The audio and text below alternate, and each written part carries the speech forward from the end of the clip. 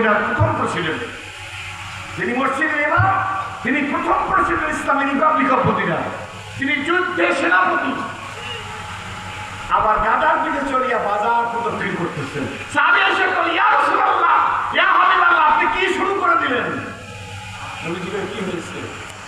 উট আছে, ঘোড়া আছে, খচ্চর আছে, গাধা আছে, তবে গাধার দিকে চলবে এটা হয়? আপনার জন্য তো উট আছে।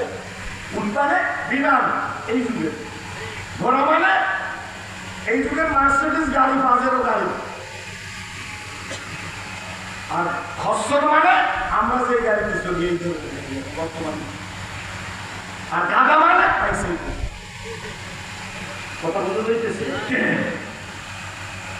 মাইকটার আওয়াজ একটু আমার কানে দিন, ভালো লাগবে না, তাহলে আমার কান যাতে আসে। আমরা মিক্সার কথা বলো না।